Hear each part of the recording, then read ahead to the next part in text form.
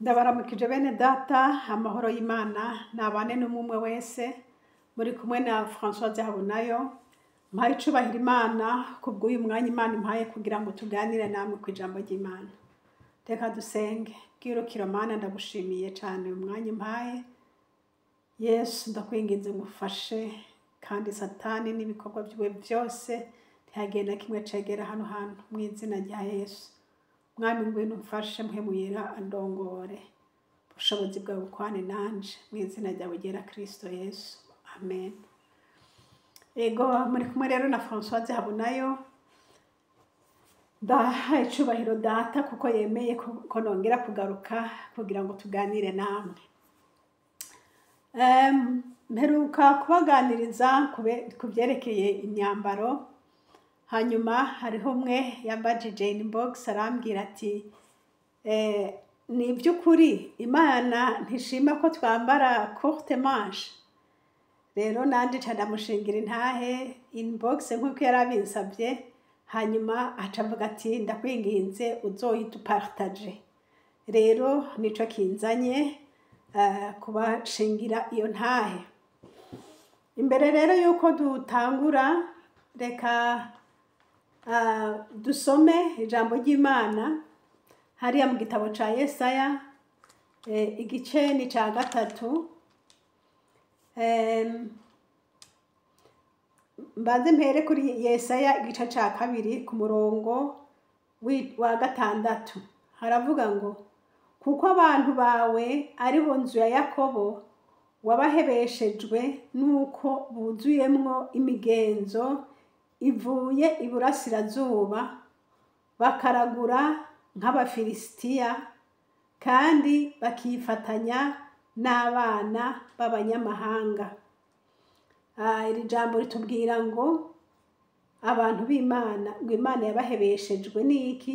Ngo yabahebeshejwe n'imigenzo yabo, imigenzo bize ivuye mu Bafilisitiya, ivuye mu biburasirazuba, ivuye hirya no hino. Imigenzo igatuma Imana ibaheba. Imana dutabare cyane. Hanyuma reka rero tugende ku byerekeye imyambaro canke ibintu abantu bakora Imana idashima. Yesaya 3 turagenda hariya ku murongo w'16 duhere hajya. Haravuga ngo ibara rizobonwa n'abakobwa b'i Siyoni. Bitaye kuhora haravuze ngo abakobwa b'i Siyoni ko bibona bakagenda bararitse amazosi n'amaso y'ubweruzi, bakagenda bikumagura bajegeza amayugi ku maguru. Nico kizotuma Umwami Imana ateza abakobwa b'i Siyoni ibihushi mu bitwariro, Uhoraho agatwikurura ibiteye isoni byabo. Kuri uwo munsi Umwami Uhoraho azoshazura ugushaza kw'inyerere zabo n'ibikubi n'ibihete n'impeta zo ku matwi n'indinga n'inkekezo bishishira n'ibitsibo n'imigufu yo ku maguru n'imisipi n'udukebano tw'ibitamirana n'uduheko n'impeta zo ku ntoke n'izo ku mazuru. Reka tugeze ngaho, ushishikaye urasoma n'ibindi n'ibindi. Aravuze ku bwibone bw'abakobwa b'i Siyoni. Wewe uyu munsi nurabe ibikuraba bishobora kuba bigutera ubwibone. Rero avuga ngo kuri uyu munsi ngo Uhoraho azobashazura, abakure ko ibyo byose bishajishije bidakwiriye. Muravye mwabonye badondaguye ngo imiringa, ibihete, impeta zo ku matwi, ariyo mahereni, aho ngo n'imigufu, aho ngo n'imisipi amasentire aho ngo n'udukebano tw'ibimota neza abo nibaza ko ari amaparufe aho n'uduheko hariho abantu bagendera ku biheko bakagenda akumva atosohoka ngo none igiheko kimukingira yacibagiye akaba yosubira inyuma kucambara aho ngo n'impeta zo ku ntoke n'izo ku mazuru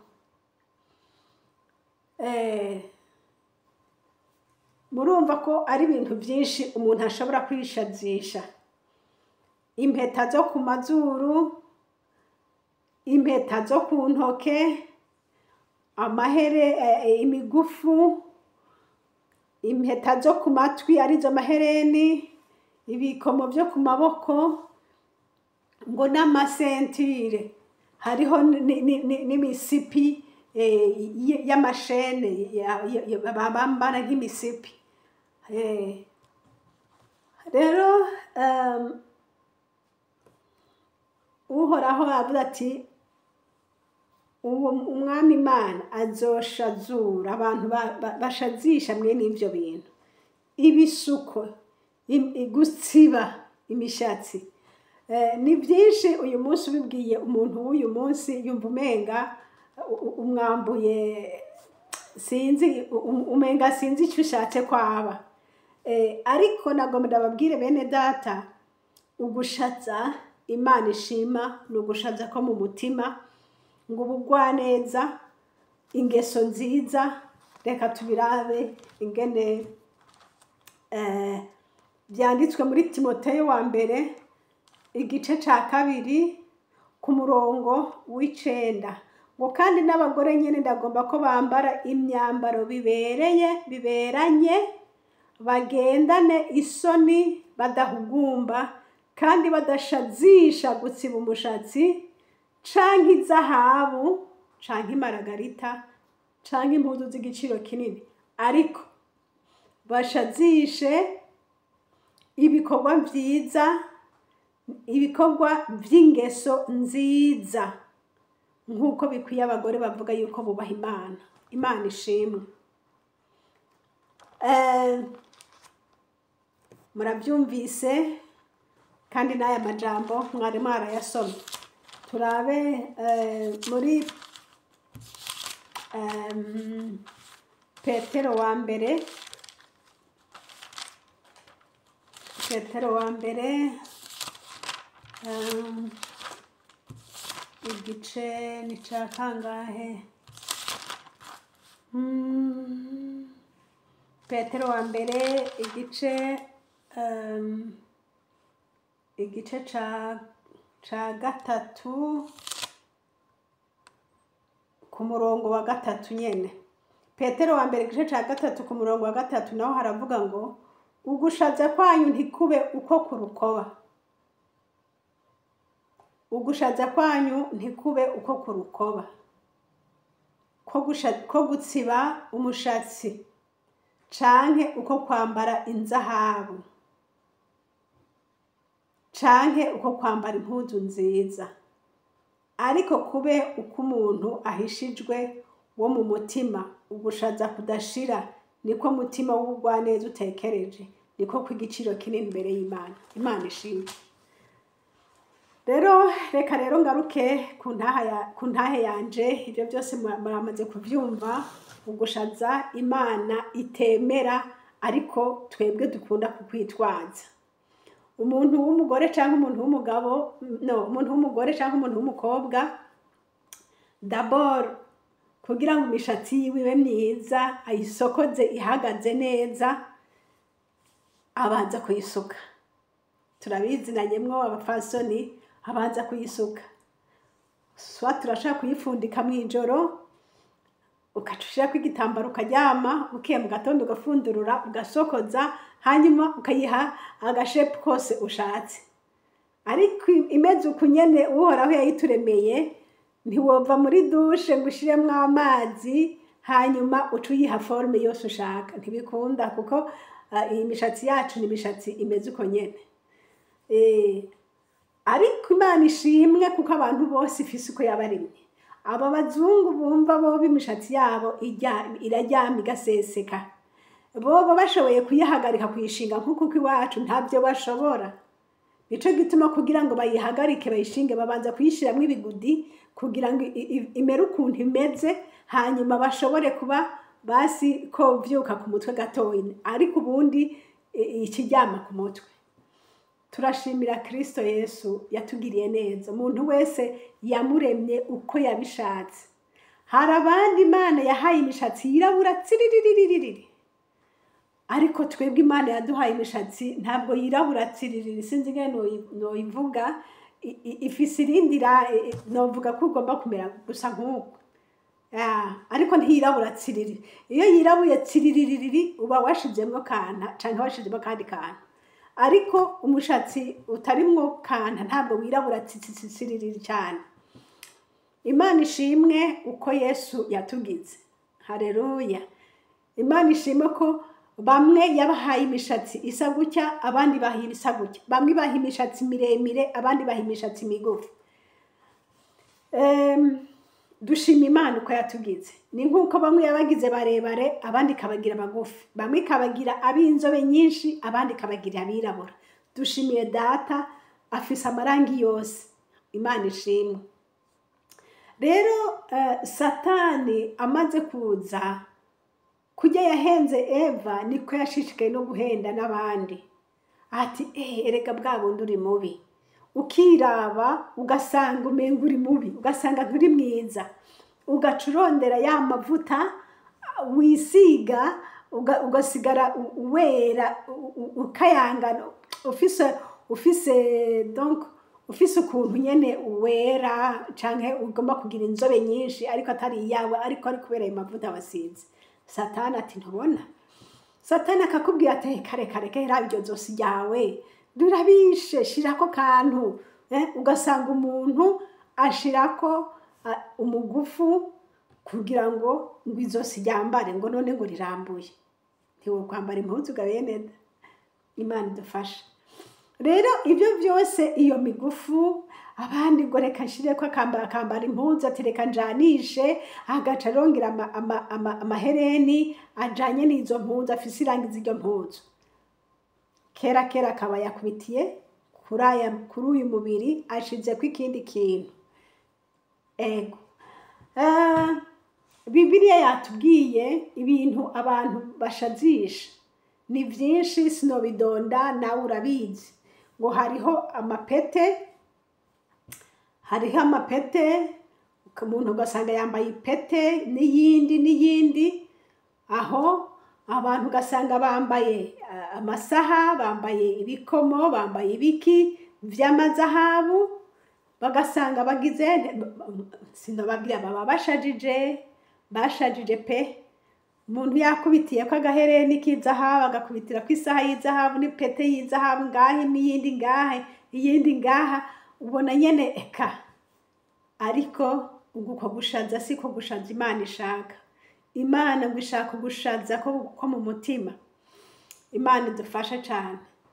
Hari ibindi nabonye Satani yikikamwo, abantu ugasanga barafise ibikoresho, bakabesha ngo nivyo, ngo bakabiha izina, ngo bakabiha izina, ngo ico bikora, ariko mu by'ukuri ako kazi babihaye atariko.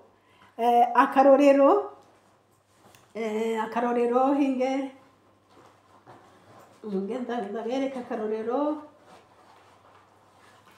akarorero, murabona uku meze. Ariko nshize kuku camubona ko karyoshe, sivyo? Nashira kuku hoho mukabona ko bimeze neza cane. Yuko bimeze neza, ugasanga nyine umuntu mu kuvuga ngo urumva rero ngo hanyuma ngo bene data, iyi saha umuntu yokwibaza ngo niyo kurabira ko amasaha, ngo igihe aho kigeze, ariko sivyo. Uyu munsi amasaha ntituyarabira ku isaha twambaye, amasaha tuyarabira ku matelefone, naho ugenda ahantu hose usanga isaha, naha ndiko ndavuga mbese ndabona aho amasaha ari. Iyi umuntu yovuga ati ni alliance ya mariage, ariko kandi ni gisharizo, kubera yuko umuntu yokwibaza ati ni ikintu cerekana yuko narongowe, mfise uwayinyambitse nivyo, ariko naho noyikura simba nk'uyu wayinyambitse. Uwayinyambitse ndamufise ku mutima. Urabe kandi ikindi, umuntu ashobora kuba yambaye akagenda kurondera abandi bagore canke kurondera abandi bagabo kandi yambaye alliance y'undi muntu. Ibyo rero bisobanurwa yuko iyi turayiha izina, ariko kandi rya zina ntituyubahiriza ngo none ngo twararongowe, ngo none twagize gute. Imana idufasha cyane. Dusomye muri Bibiliya ngo ikintu Imana izokwihuta kwagiriza abantu, ngo izokwihuta kubagiriza ngo ibambure ibyo gushaza bafise. Bene data nshuti z'umusaraba, hariho ukuntu Satani yidegiza. Satani akidegiza, ukamenga ibyo onye ufise nta ngorane birimwo. By'ukuri nje kubabwira imbere, nanje ndi imbere y'Imana, yuko nanje ubwanje ntabwo nigeze niyumvira yuko ibi bintu vyoba ari bimwe mu bintu Imana yonyagiriza itemera. Ntaco narinda bizi ko gushitsa umunsi Imana yanyerekeye. Murabibona twe dukunda kuvuga ku ma YouTube, hari igihe uza usukuntu ugasoma abantu banditse ku makomantere. Umuntu umwe yaraje arambwira ngo none ga mukozi w'Imana, ngo kutubwira ijambo ry'Imana, ngo iyo saha nayo wambaye, ngo iyo pete nawe wambaye. Ndavuga nti none ga Mana yanje ni namwe nyene. None ndinde ndamwandikira muri komantere, nyereka ahantu Imana ivuga ko ari icaha kwambara isaha, nyereka ahantu Imana imbwira ko ari icaha kwambara pete. Ntaco yanyishuye, arihorera. Ngira ngo yavuze ati we ntavyo uratahura, rero reka mbe ndakuretse. Gushitsa umunsi Imana yabimbwiye hari itariki 2 z'ukwezi kw'indwi muri année 2025. Ubu turi mu kwezi kwa11, murumva amezi haciye yariyo. Ariko nico gihe kuva ndabibonye naragize ubwoba, numva binteye ubwoba, numva ni ibintu ntashoboye gusobanukirwa, ndabihora ndabiceceka, ariko ndashimira Yesu ingene yagiye arabimpishura, yagenda arabimbwira. Uwundi munsi nari nambaye impuzu ya Gucci, mvuze gutya abantu barayizi, ndiko ndakora video nkuko nyene. Nzabona umuntu ayandikiye muri komantere ngo ariko ga muntu w'Imana, ngo iyo mpuzu none wambaye yoyo. Sinamenye nimbe yimwe abantu nibiki. Bene data, hari ibintu byinshi tuba tutazi, ariko hariho abandi bantu babihishura imbere yacu. Ico utazi rero ntuzugipinge, ahubwo uzuhore, hanyuma nawe igihe kizoshika Imana izokikubwira. Niho hamwe mbere nababwira ingene Imana yambwiye yuko nambura impuzu zose z'ama courte manche, nkambara impuzu zikwiye. Naho mwoshaka mukaraba ni noneho nambaye yarigera ngaha. Iyi niyo nashiye gushirako. Aha mwizosi iyi ntiyari imeze uko, yari ikase gutya. None ndakengurukira Imana uko umwami atubwiye beneda tube tubikora, ntituba bumva ijambo gusa, ariko tumere nk'abumvira ico Imana ivuze. Uti rero byagenze gute, Imana yabikweretse gute? Nababwiye nti hari itariki 2 z'ukwezi kw'indwi muri uyu mwaka wa 2025. Uyo munsi nabonye ndiko mfise impuzu ndiko ndambika abageni. Hanyuma izo mpuzu nkabona haza umuntu nkamwambika, meje kumwambika nkabona haciye haza umugabo wiwe agaca amufata ukuboko, nkabona baragiye. Ngasubira hakaza wa kabiri nkamwambika, hakaza umugabo wiwe nkabona baragiye. Bari bafise irembo baca bacamo. Rero uko bari meje kubambika bose batonze, umwe wese n'umugabo wiwe bambaye izo mpuzu zera derere, uwundi n'umugabo wiwe gutyo gutyo, bari bameze nka kwa kundi ubona abantu umenga bagiye kubatirizwa. Hanyuma bose ariko ngo bose bari bafise umugabo umwe, nico cantangaje. Muri izo nzozi nabona bose bafise umugabo umwe, ariko uwo mugabo umwe nyene yahagarara n'uwa mbere, nkabona ahagaranye n'uwa kabiri, nkabona gutyo gutyo. Hanyuma mbona baciye baca mu karyango, barinjiye baragiye. Haca haza uwundi muntu yambaye impuzu zera derere, arambaza ngo igikorwa cagenze gute. Nca ndamubwira nti igikorwa cagenze neza cane, kandi bari baberewe, ariko nsigarana impuzu imwe mu ntoke, ariyo nari nibaza ko nanje no kwambara. Ariko bene data nshuti z'umusaraba, babandi bahejeje kwinjira, urugi baca barugara. Nza mbona haje uwundi muntu aca ambwira ngo ingo ndakwereke we wiyuja. Mbona antwaye rero, mbona mfise ibintu vy'intekera. Kimwe mu byo nari mfise sakame, hanyuma nkagira na ya mpuzu, hanyuma nkagira n'ibindi bihuzu vyinshi. Sinamenye ko ari bihuzu, pardon, nabonye mfise ikintu gitekeye, ibintu bitekeye, ntamenye ibyo ari byo. Rero uwo muntu ambwira ati ngo ndakwereke, nsanga mfise intekera nyinshi cyane. Hanyuma ko byari byinshi, anyereka ahantu tumanuka, hari escalier, anyeretse aho hantu tumanuka. Kome nari mfise ibyo bintu byinshi, binanira gutambukana, birananira, arabona ko binaniye kuhururuka. Nza mbona araje afashe akantu nari mfise, kandi karemereye cyane, wamenga na akabox, akantu k'akabuwate k'icuma karimo ibintu biremereye. Mbona araje aragatwaye, arakamanuye ya escalier, akanyatse, nanje nca ndatambuka nihuta. Hari haciye hanyorohera kumanuka. Turamanuka, dushitse hasi, aca atereka ka kantu yarantwaje hasi, kamwe kameze nk'akabuwate, agatereka hasi. Aca abona imodoka yirabura irenganye, aca ambwira ngo ndayihagarike tugende.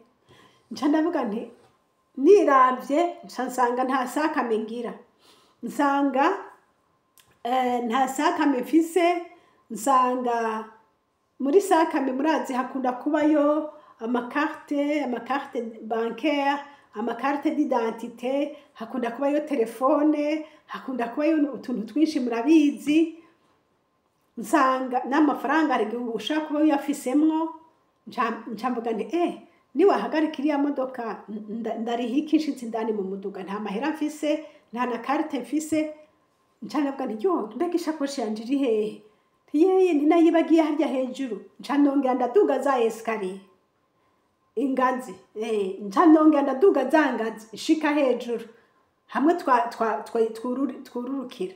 Nshitseyo rero nza gutangara, aho hantu nsanga ni mu muryango w'urusengero. Nsanga ni nka ijya ba y'inyuma, umuntu acinjiye mu rusengero haje umuntu ashikira. Rero nsanga rero niho iyo shakoshi yanje iri, kandi nayo nyene ndayisanga, mfate nk'uku, ndayisanga hari ishakoshi iteretse ku muryango w'inyuma yuguruye. Hanyuma ndandi indani, nca nsangamo ya shakoshi yanje, nca ndayicomora gutya ayi. Hanyuma nca ndavuga nti ni umuntu yari yanyibye ishakoshi yanje ninde. Nca ndatwara ya shakoshi yanje, mva ko ndayicomoye mu ishakoshi y'uwundi muntu. Hanyuma ndavye indani, nsanga itelefone bamaze kuyitwara.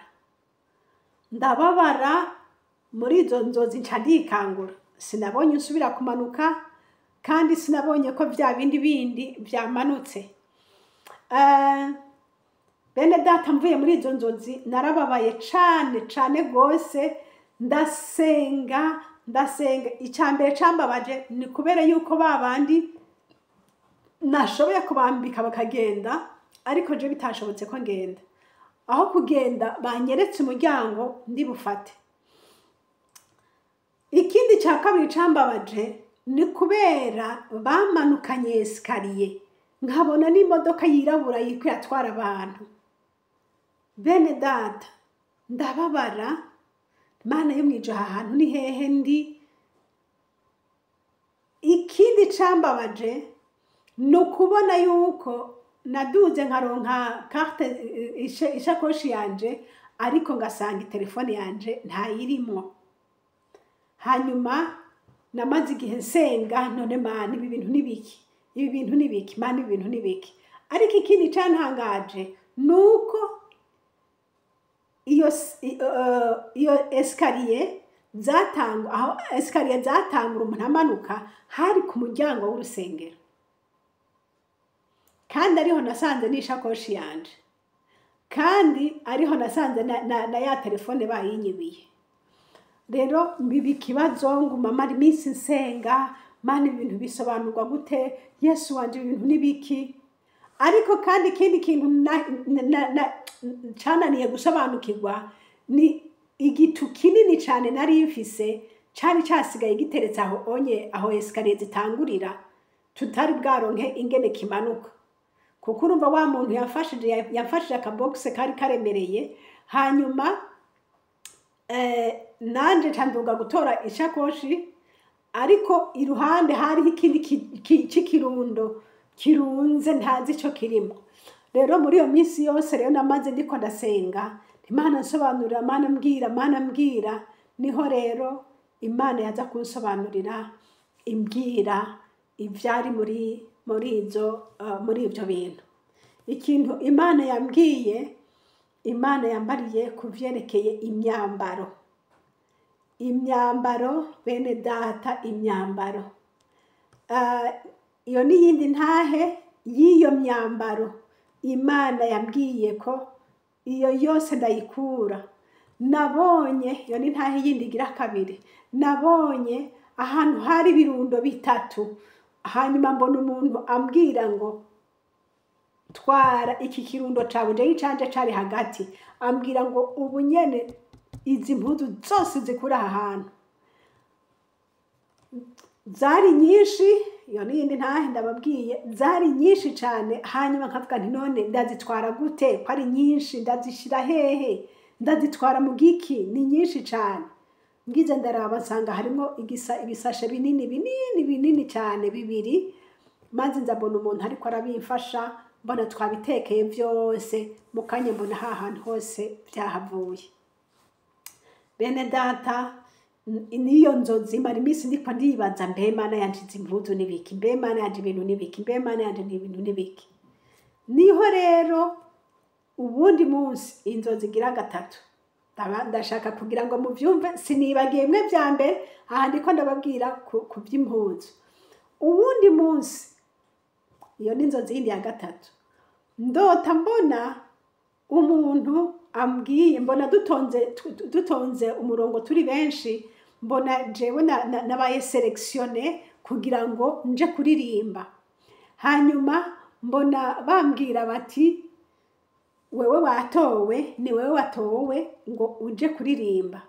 Mbona nyene nezerewe kubona nabaye selektione kugira ngo nje kuririmba. Hanyuma mbona hari abagore babiri nibo baca batwambika tugomba kuja kuririmba. Rero mu kunyambika baca banzana, mbona bampaye impuzu, ubwoko bubiri bw'impuzu, kandi ndaziravye numva ndazishimye kuko zasa n'izo nsanzwe nambara nkunda. Bazimpaye rero harimwo ibubu imwe yari yambuye mw'izosi, ifise n'utuboko tugera hano. Hanyuma mbona bampaye n'iyindi yari ishoneye kuri taye, igira n'akavola aha munda, amaja inyuma. Aha hepfo ijipo nayo imeze nk'iyifashe neza. Donc yari style nari nkunda, niko iyo mpuzu narazikunda. Mbona bampaye izo mpuzu zibiri, ndaziravye ndanezerwa. Hanyuma ncanza gutangara, ya bubu bampaye imwe yambuye hano kandi ifite n'amaboko magufinya, mbona baciye bampana n'ikintu cyo kwambika mu izosi nk'igikoriye. Hanyuma mbona bampaye n'ibikomo byo ku maboko. Hanyuma nsharavuga nti none bijeye ko ntabyo nambara. Uwundi muntu avuga ngo ntaco, numva umenga n'umuntu ambarira ngo ntaco, ngo urajya kubabwira ko ibyo oya atabyo wambara. Ahandi naho nticange naho ndaza kubyambara, hanyuma ntimpejeje none sinca ndabasubiza ibintu byabo. Nkiriko ndijijanye imitima nivuganya umwanya wo kuririmba uraheze. Baca bambwira ngo umwanya uraguheranye n'ugende. Ndababara ntuyaye nimundeke ndirimbe, ntijewe ndazi kuririmba, ntimbere ntisibyo gusa, ntina teatre ndazi kuzikina. Yo, baca mbona bafunze za mpuzu, bafunze mu gasashe, baca baranshibura ngo hoje igende. Nca mbwirwa rya jambo ngo bamwe bazovuga ngo mwami ntitwasenda abadayimoni mu izina ryawe, ntitwagira uku nuku ngo bazobabwira ngo mve imbere mwabakora ibiziramye sinigeze mbamenye. Nikanguye ndababara, Imana yumwije ibintu nibiki, ibi bintu Imana yaje nibiki, ibi bintu Umwami Yesu nibiki. Niho rero data wo twese wo mwijuru nja kubimpishurira, ambwira ati nagira ndakwereke ca gihe wabonye abandi binjira nawe bakakwereka umuryango umanuka epfo. Ati Satani atwara ibintu vyiwe. Hari abantu benshi bafise ibintu vya Satani kandi bagasenga bakiyumvira yuko rwa rurembo bazinjira. Oya, hariya ahantu hazogenda bitandukanye n'icaha, abikuye ko ibyo bintu byose vya Satani. Ariko nuba warasigaje ibintu vya Satani, Satani azogutwara n'ivyiwe. Imana dutabara. Hama ndavuga nti Imana mbwira nibiki. Imana icirambye ati za mpuzu ca kirundo nakubwira ntikuraho. Muri vya birundo bitatu wabona nakubwiye ati wewe iki wawe niki cyo hagati. Nizi mpuzu zose wabonye zitameze neza, Imana ndashima. Ya mpuzu wabona yambuye mu izosi, ati niba utagomba gufuka izosi, abandi barabizi baca bambarira ko n'igikoriye kugira ngo bahambike basi hashaze. Tariko mwebwe mwambura amazosi nta nico mushirako. Ti rero nukuvuga ngo niba utagomba gufuka izosi ni kimwe nuko ugomba ugashirako koriye. Niba utagomba kwambara impunzi ifuka amaboko ni kimwe n'abajya bose baca bashirako imigufu ibikomo. Mwebwe muvuga ngo mwaravyambuye ariko none murushijeho kuba babi. Ndavuga ni Yesu Umwami. Aho ati kindi uvuga ngo washajije ugashona ugakubitira ngaha anye donc utu tuntu twose dushirako tugenegene tugutera kwibona, kugutera amaforma ameneke neza, umere gutya na gutya ati ivyo vyose ni ivy'abazimu. Ibi ntushobora kuba wambaye gutya hamuva ngo uri kwaririmbira Imana ntibikunda. Ndavuga nti Yesu we, none babandi marambona baririmba bakagira gute kandi bambaye gutya. Nca nsanga hari itandukaniro ryo kuririmbira mu rusengero no kuririmbira Imana. Mu rusengero uzoririmba, mu rusengero uzosenga, mu rusengero uzogira gute, ariko mu rurembo rw'Isiyoni ntuzinjira. Kandi mwijuru izo ndirimbo ntibazumva. Ndavuga nti Yesu Mukiza wanje we, ntabara. Acarambye ati kujya byakunaniye kuririmba wambaye izo mpuzu, ufite izo mpuzu, niko hariya hejuru izo ndirimbo ntibazumva, ntibishoboka, ntibikunda. Ye canumva ndumiwe ndatangaye. Rero acambye ati ziriya mpuzu zose nizo nakubwiye ugende wegeranye ukureho. Bene data, naragiye muri garderobe nsanga impuzu zanje zose nka zose zimeze uko. hari izo usanga zifise amaboko maremare ariko zifise amazosi aciye gutya mwami Yesu, izindi ngasanga zifise amaboko magufi mwizosi z'urugaye ariko zifise amaboko agera aha, izindi ngasanga ziri ni zirezire ariko ziramfashe, izindi ngasanga zazimya babwira zifata kwitaye zigacushikira akantu kakavora ko kugira ngo ugende urazunza ibisuzu ugende ukandagira wiyumva neza. Ivyo vyose ni imitego ya Satani, ubwibone bubi. Imana dutabare cane. Rero mbona ivyo vyose ngo bikure. Nivyo rero muri vya birundo bitatu icanje cari hagati. Ndegeranya yo Mana, ndegeranya nasanze nta mpuzu nimwe nsigaranye, nasanze nta mpuzu nsigaranye, ariko ndashima Yesu, navuze nti Mwami Mana bwose nzokunkumura, bwose ubujipo bw'ubukinini bwari bugera ku mavi budashika ku birenge, ibintu byinshi. Ndavuga nti Yesu ntabara. Ndashima Yesu yantabaye akanyereka ivyo bintu.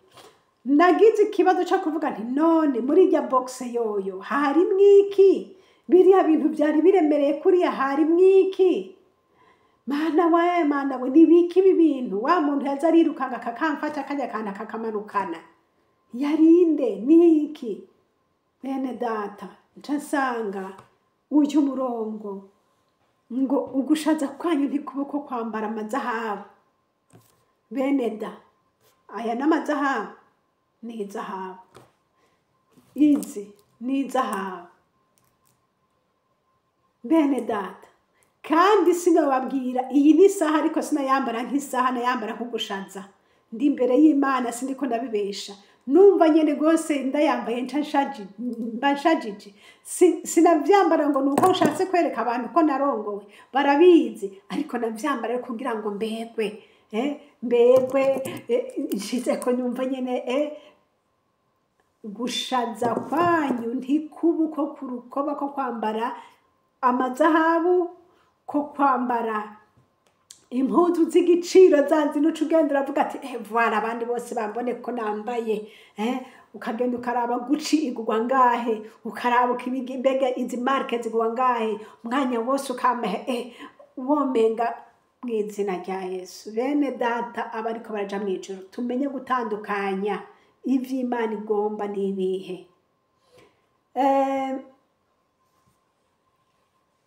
Uyu murongo ku murongo Yesaya 3 ku murongo wa 21 haravuga ngo n'impeta zo ku ntoke n'izo ku mazuru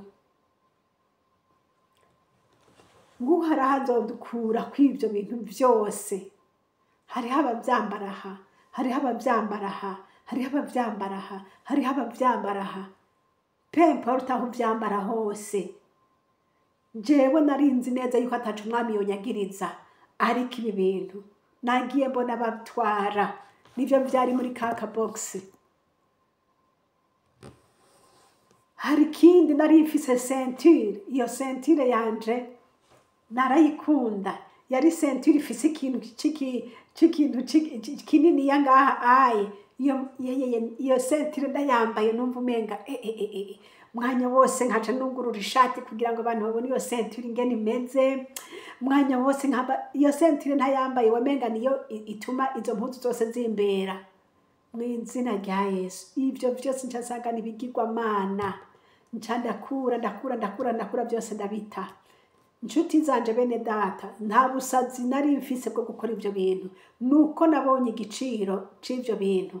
Ico cyose kigutera ubwibone mwene data, ico cyose kigutera ubwibone, ambura kura. Ubwibone ni Satani n'abazimu baba bari muri ivyo. Ngo none ngo utarabonye impuzu ya marke ntushaka kuyigura. Satani mubi, imitego yiwe yose yaramenyekanye. Ndashima Yesu. Rero rwa ruboho rw'ibihuzu nibwo nabonye no kuri izo ntango za escalier, nibyo nababwiye nabonye mfise intekera nyinshi cyane vyambujije kwinjira, abandi bakagenda, ariko jeho bati ngwino tukwereke. Baca banyereka nibitumye manukiye epfo, n'ibyo byose, ibyo bigunguzi byose, ibyo bintu byose Imana itanezerererwa mu ijuru n'ahera. Ngaruke tuvugane, ya shakoshi yanje identite, amafaranga, ibiki, ya shakoshi nasanze iri mu muryango w'urusengero, mu rusengero indani niho nasanze yasigaye. Bisobanurwa ngo iki? Mu rusengero, bene data nongera babwiye, mu rusengero si mu ijuru. Mu rusengero niho twigishirizwa ivy'Imana kugira ngo twitunganye tuzokwemererwe kwinjira mu gihugu cacu co mw'ijuru. Kandi nitutumvira ijambo ry'Imana, Bibiliya, naho woba uri umuririmbyi, naho woba uri pasiteri, naho woba uri nde, nutumvira ijambo ry'Imana uzosigarana uzosigarana identite zawe kuri umukristo, usigane ko ngo nakapfuye ngo ari umukozi w'Imana, ariko uzobwiye hehe? Uzoba umanutse ikuzimu. Bagombe mu isengero bavuge bati ibyo muntu yagiye mu ijuru, ariko Bibiliya niyaba usanga utakoze uko ijambo ry'Imana ryakubariye, ndakaravye.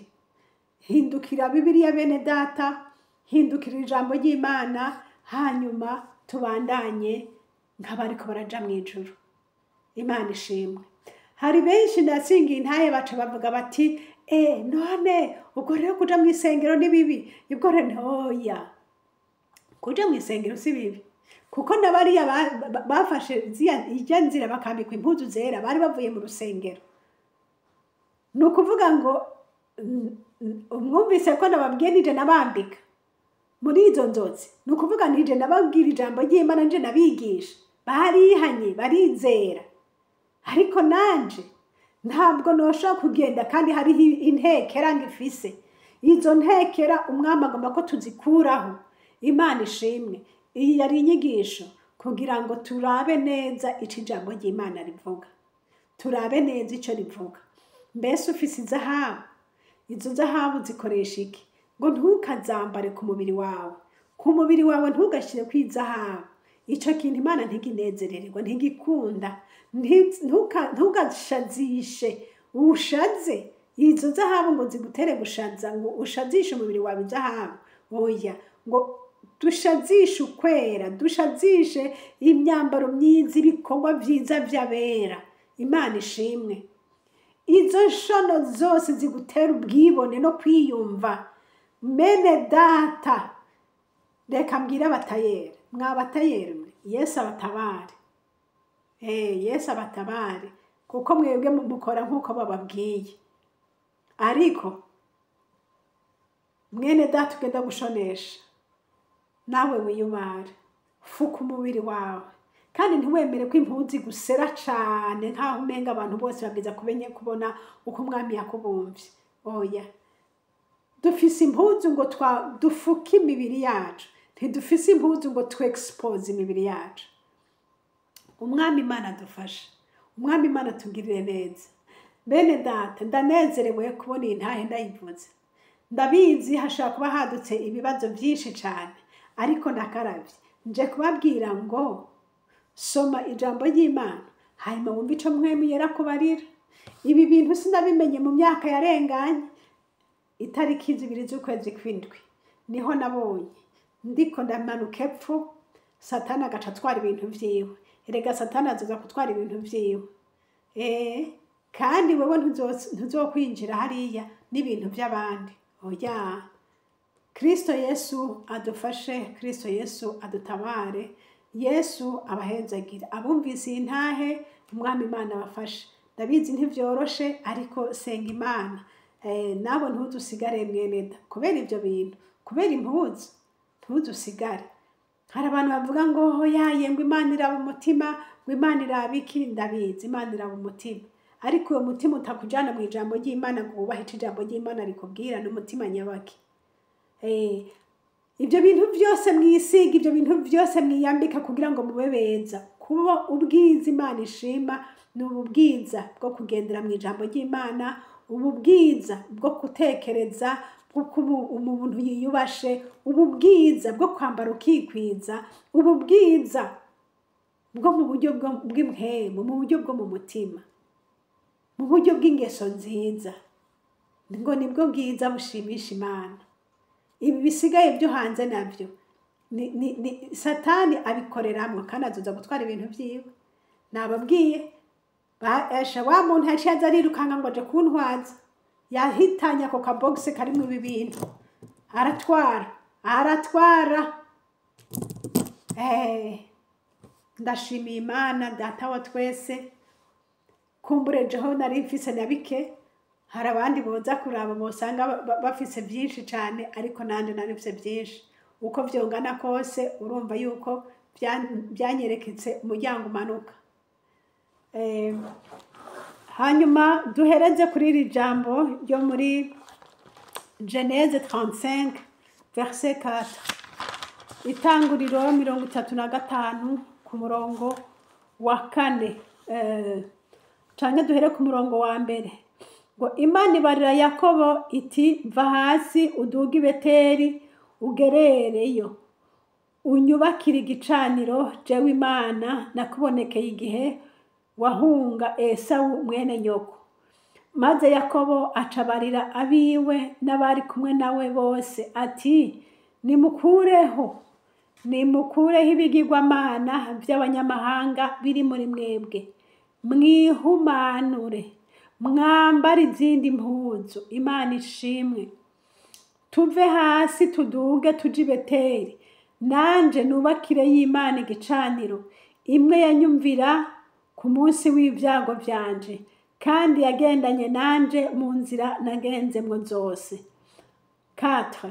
Baha Yakobo ibigirwamana by'abanyamahanga byose bari bafise, n'impeta zari ku matwi yabo. Yakobo abizika munsi y'igiti citwa umweroni cari hafi y'Ishekemu. Imana ishimwe. Nuko baragenda, Imana itera ubwoba ibisagara bibakikije, ntibakurikira bene Yakobo. Imana ihabwa icubahiro. Imana nishimwe bene data. Turabonye yuko Yakobo mu gihe agomba kuja gushimira Imana, Imana yamubwiye ati, genda duga muje kunyubakira igicaniro. Ariko ntibigeze, yababwiye ati, mubanze mukure ibigirwamana biri muri mwebwe. Bene data, ukagomba gusenga Imana, ukagomba guhamagara Imana, banze ukure ibigirwamana biri muri wewe. Ushobora kuba ufise vya bindi byose twadondaguye, ushobora kuba ufise ibiheko ugendana. Natangaye kumva hariho ngo umuririmbyi umwe yagendana igiheko, ngo bari baramuhaye ngo inkuba ntimukubite, ngo yari afise ubwoba ngo inkuba izohava imukubita. Rero ngo ntiyagisibana, yagenda acambariye munsi y'impuzu ziwe. Ushobora kuba ufise nawe ibyo byose utari ubizi ko ari ibiheko, ukure amahereni, ukure ibyo bipfuye nabi byose. Umwami arashaka kubana nawe, arashaka ko agendana nawe, ariko ubanze ukure ibyo bigirwamana byose, ngo mwihumanure, muhindure, mwambare izindi mpuzu. Imana data wa twese ibahenzegire. Bene data, yaraye amajambo Imana impaye kuvugana namwe. Imana nibaha umugisha. Gitandarawe, Mana nziza yo kwizigirwa, ndagushimiye. Uri umwami ugira neza bugaca bukongera bukira. Ndagushimira imbabazi zawe nyinshi zamaho ibihe bidashira. Ndagushimiye ibyo ugenda uduhishurira ku munsi ku yundi mwami. Ndagushimira ko ari wowe Mana wenyene. Nuko ndavuze ngo urakoze kubw'intahe nshoboye gusangira na bene data, nabo bagendere Yesu nk'uko wangendeye, nabo bihishurire mwami uzobukoze, kandi muhemu yera abane n'umwe wese. Urakoze mwami Yesu kubikoze gutyo mu izina ryawe ryera. Amen. Mwari kumwe na Françoise Habonayo. Nimero za telefone ni za zindi, ni +46 plutôt 768 0065 46. Kandi iyi shene turiko ni shene Habonayo. Imana iduhane umugisha namwe. Amen.